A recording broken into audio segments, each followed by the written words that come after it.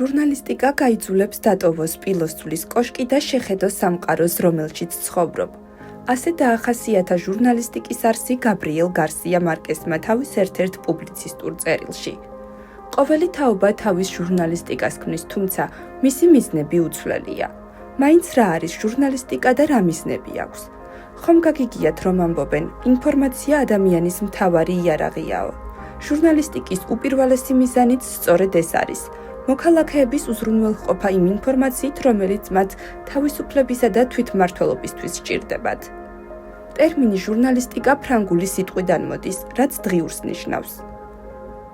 ჟურნალისტიკა ხელს უწყობს საზოგადოების მიზნების, გმირებისა და ანტიგმირების იდენტიფიცირებას.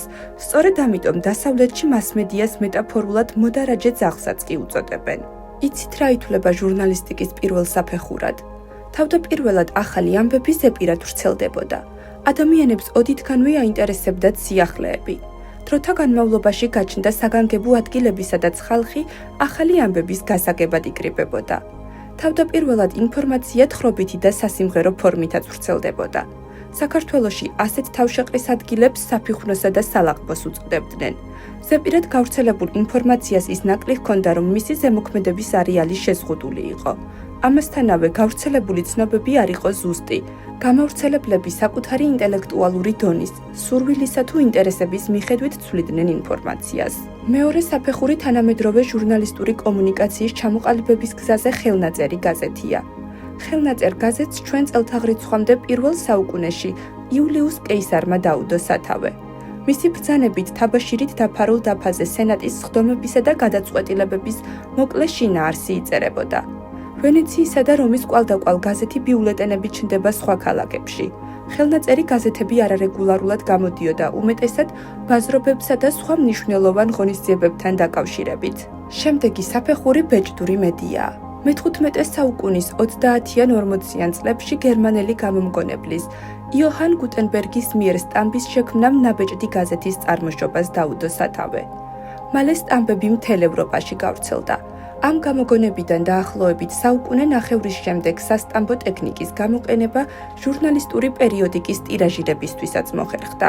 იცით, რომ სიტყვა გაზეთი ვენეციაში არსებული წვრილი ვერცხლის ფულის სახელწოდებიდან გაზეტადან მომდინარეობს.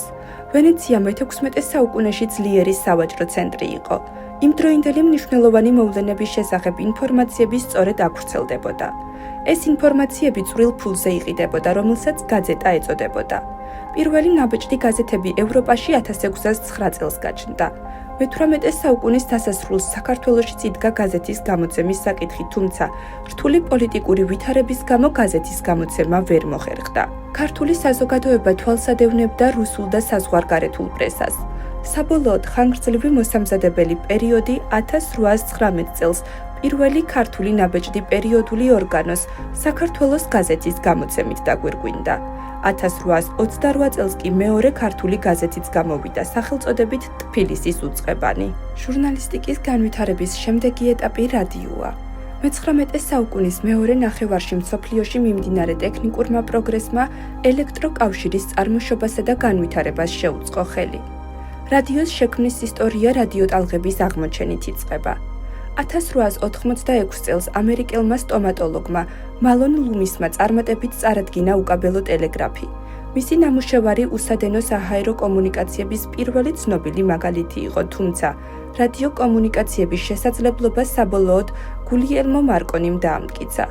1895 წელს სწორედ მან გააგზავნა და მიიღო პირველი რადიოსიგნალი იტალიაში. 1923 წელს ედვინ ჰოვარდ ამსტრონგმა გამოიგონა სიხშირის მოდულირებული, ანუ FM რადიო. FM-მა გააუმჯობესა რადიოს აუდიო სიგნალი. რადიომ გაამარტივა დიდმანძილზე ინფორმაციის გადაცემა. საქართველოში პირველი სატელეგრაფო 1860 წელს ინჟინერ ვალტერ სიმენსის თაოსნობით დამონტაჟდა. 1910 წელს კი თბილისში პირველი რადიოსადგური აიგო, რომელიც სამხედრო უწყებას ეკუთვნოდა. მე-19 საუკუნის ბოლოს ტელევიზიის დროც დადგა. გერმანელმა გამომგონებელმა პაულ გოტლიბ ნიპკოვმა 20 წლის ასაკში 1884 წელს დააპატენტა პირველი ელექტრომექანიკური სატელევიზიო სისტემა, რომელიც ემყარებოდა ნახვრეტებიან მბრუნავ დისკოს. ტელევიზია ქართულად შორს ხედვას ნიშნავს. მოგვიანებით ჯონ ბერდმა, შოტლანდიელი მღვდლის შვილმა, რომელიც პროფესიით ინჟინერი იყო, ბევრი იშრომა იმისთვის, რათა შეექმნა ისეთი აპარატი, რომლის მეშვეობითაც შესაძლებელი იქნებოდა ცოცხალი გამოსახულების გადაცემა. 1925 წლის 2 ოქტომბერს ელექტრიკოსმა ოთახის ერთი ბოლოდან მეორეში პირველი სატელევიზიო გამოსახულების გადაცემა მოახერხა. პირველი, რაც ეკრანზე გამოჩნდა, ბიჭის სახე იყო, რომელიც ქვედა სართულზე განთავსებულ ოთახში მუშაობდა. პირველი კომერციული მიზნით გამოშვებული ტელევიზორი გერმანიაში დამზადდა 1934 წელს, მოგვიანებით უკვე საფრანგეთში, ინგლისსა და ამერიკის შეერთებულ შტატებში. შემდეგი ეტაპი კი ინტერნეტია. ინტერნეტის შექმნის ზუსტ თარიღს ვერ დავასახელებთ. მან მრავალი საფეხური გაიარა, ვიდრე ჩვენთვის ნაცნობ სახეს მიიღებდა. მისი განვითარება შეგვიძლია რამდენიმე ეტაპად დავყოთ. ერთ-ერთი ასეთი ეტაპი 1969 წლის 29 ოქტომბერს დაიწყო, როდესაც ერთმანეთისგან 640 კილომეტრით დაშორებულ ორ კომპიუტერს შორის პირველი ინტერნეტ-კავშირი შედგა. ინტერნეტის შექმნის იდეა ამერიკელ სამხედროებს ეკუთვნით, იდეის განხორციელება კი ამერიკულმა უნივერსიტეტებმა ითავეს. ასე შეიქმნა ინტერნეტის წინამორბედი ARPANET. 1983 წელს კი ინტერნეტი ეწოდა ერთიან ქსელს, რომლის მნიშვნელოვან ნაწილს ARPANET წარმოადგენდა. თავდაპირველად ინტერნეტის საშუალებით მხოლოდ ინფორმაციის გაგზავნა და მიღება იყო შესაძლებელი. ეს იმ დროისთვის დიდი წინგადადგმული ნაბიჯი გახლდათ. 1989 წელს ევროპაში CERN-ის ლაბორატორიაში ტიმ ბერნეს-ლიმ ვების კონცეფცია წარადგინა. იდეა ერთი შეხედვით მარტივი და დღევანდელი გადასახედიდან სავსებით ბუნებრივი იყო. ინტერნეტის მომხმარებლებს ნაცვლად იმისა, რომ ინფორმაცია ერთმანეთისთვის გაეგზავნათ, მისი ინტერნეტში განთავსების საშუალება მიეცემოდათ. ასე გაჩნდა ჩვენთვის ნაცნობი ვებგვერდები. 1990 წელს ინტერნეტში სატელეფონო ხაზით შეერთება გახდა შესაძლებელი. ამრიგად, ინტერნეტის გამოყენება გამარტივდა და ქსელი ყველასთვის ხელმისაწვდომი გახდა. პირველი ელექტრონული გაზეთი ამერიკის შეერთებულ შტატებში 1990 წელს განთავსდა. ქართული ინტერნეტ ჟურნალისტიკის პირველი ნაბიჯი 1998 წელს გადაიდგა, როდესაც ონლაინ გამოცემა გზა გამოჩნდა. დროთა განმავლობაში შეიქმნა საინფორმაციო სააგენტოები.